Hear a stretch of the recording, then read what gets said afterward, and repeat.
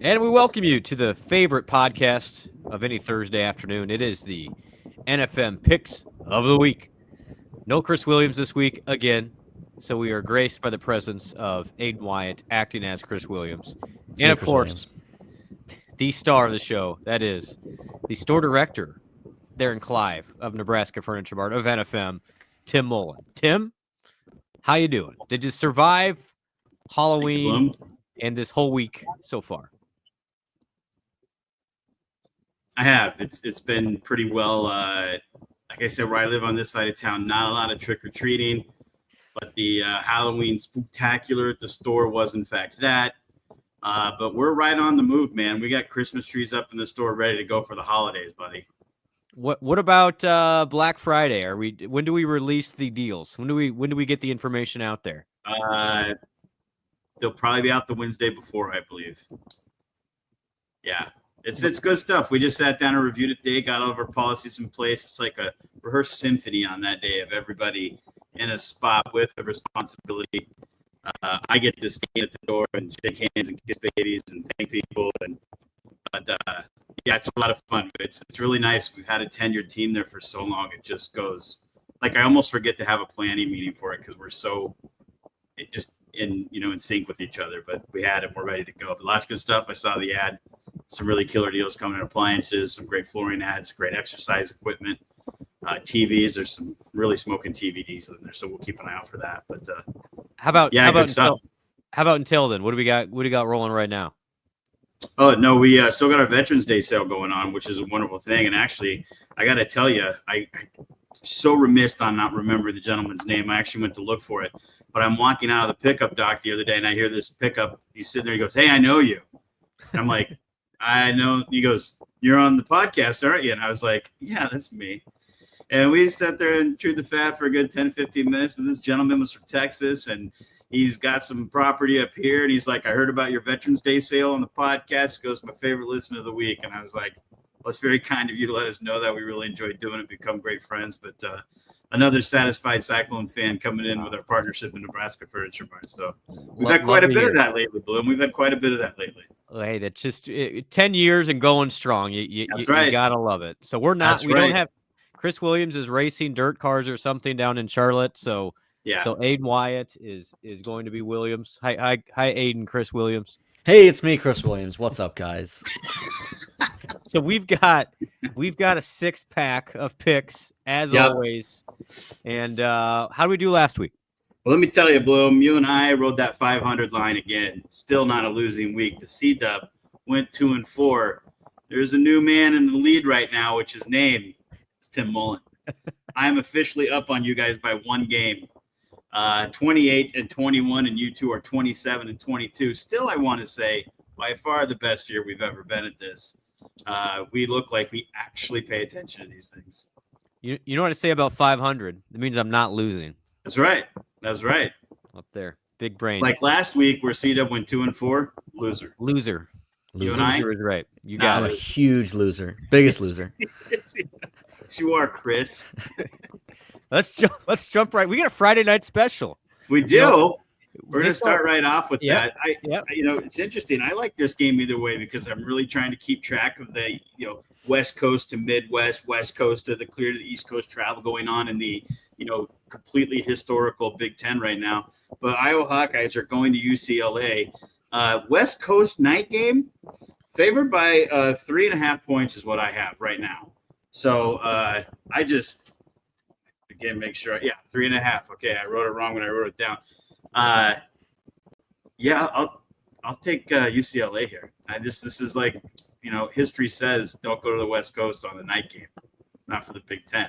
What do you got here, Blum? This sets me up for a layup of a dig towards my friends in Iowa City. Yeah. The last time Iowa played in the Rose Bowl didn't go very well, if I remember correctly. What about Wheel route out of the backfield on the first play? The good news for Iowa over there this year is there's no Stanford band to really complain about there. Right. I don't know anything with the UCLA band, but at least the mean Stanford band won't be there, and so that's advantage Iowa. Give me the Hawkeyes here because the Stanford band is not in attendance. What about you, C-Dub? Have I ever told you guys how much I hate the Rose Bowl? How it's ruined college football. Hate it. Can't stand it. Sunset's dumb. All of it's stupid. Give me the Hawks. All right. Next game I put on here because of the point spread. I'm not really sure how it's going to wind up, win or loss, but we have the wonderful Michigan Wolverines. They're phenomenal this year. But 14-point dogs at Indiana. I can't imagine there's ever been a time in history where they were a 14-point dog at Indiana. And I'm telling you what, guys, watch this Indiana team. They are all phases good. They are defense, offense, and they are putting up points. But 14 points at home versus Michigan, what do you think, gentlemen? I'll go ahead and go. I just don't think Michigan's good at all. I don't. I think Indiana's due to regress at some point to not play as great. I just don't think it's this week. If Indiana had Ohio State on its chest, they would be favored by 24 here. Seriously.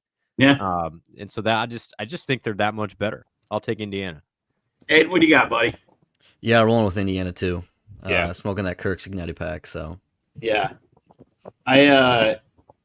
I think that's where I'm at as well. More so because I think they're getting dogged on the first CF people for who they've played, even though it's been dominant. And while Michigan isn't the Michigan of old, they got to continue to keep doing that to have any relevance toward the end of it. So I think their coach knows that and will continue to do as such. Gentlemen, we're going to hop over to SEC for a top 20 battle here between the Georgia Bulldogs being a 2.5-point road favorite at Ole Miss. These are Lane Kiffin specials. He loves these games more than anything. Yeah, he does. I am going to take Ole Miss here. Ole Miss outright. So somehow Kirby Smart will make his guys feel like they're huge underdogs in this game, even though they've won back-to-back national championships. It's just the way he operates.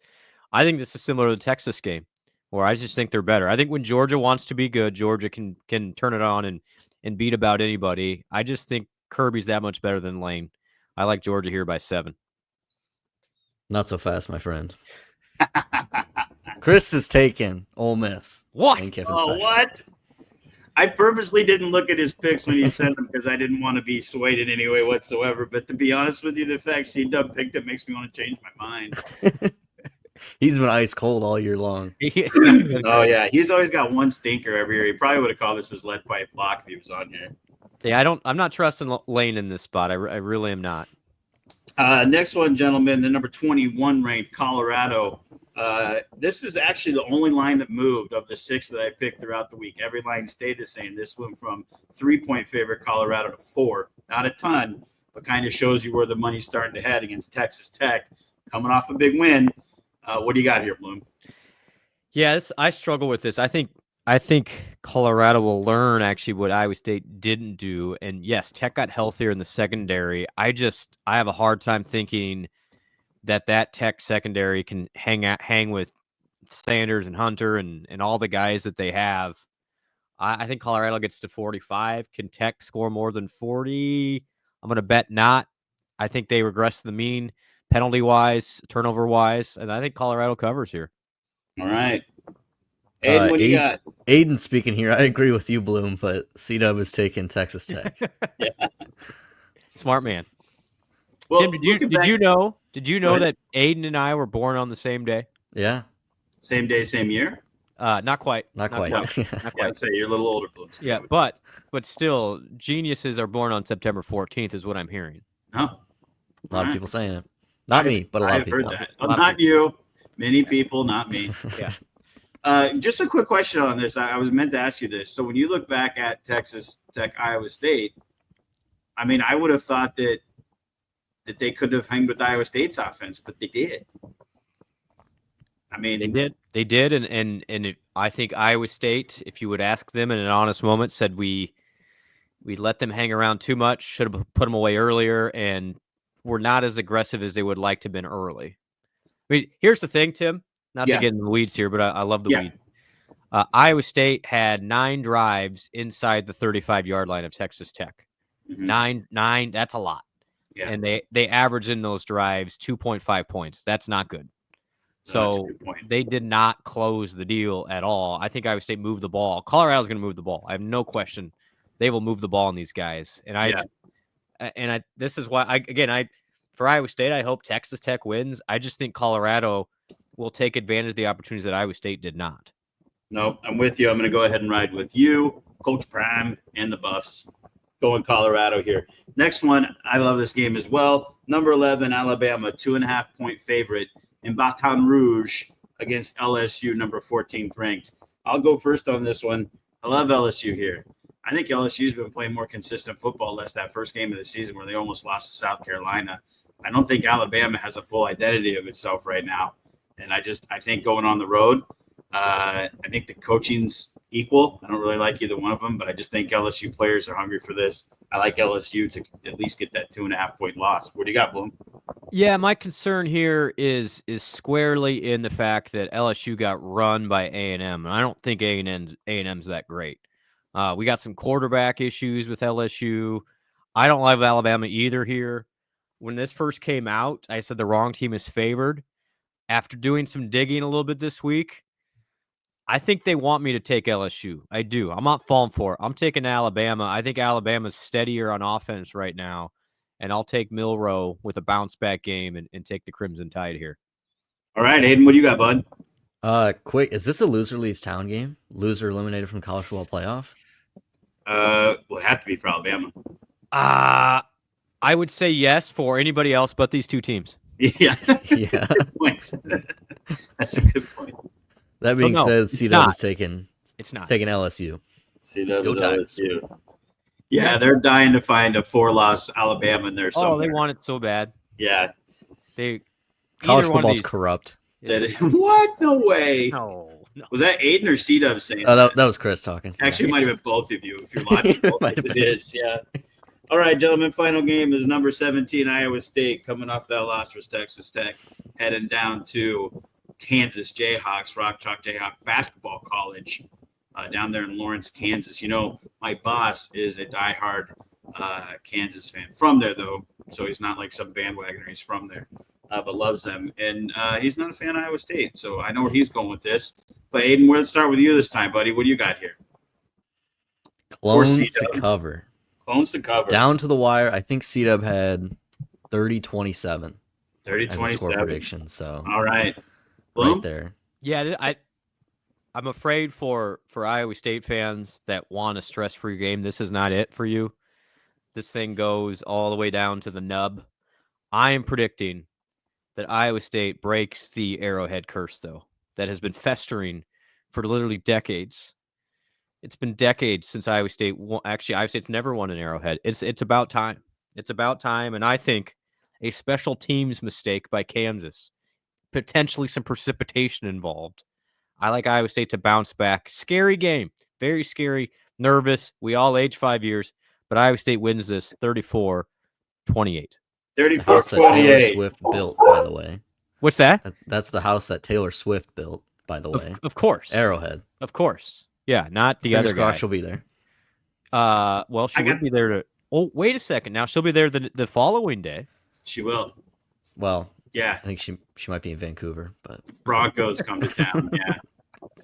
I got Iowa State here too, guys. I just that's why I asked you about the Texas Tech game. They seem like they weren't playing the way consistent ball they've been playing on all three phases of the game.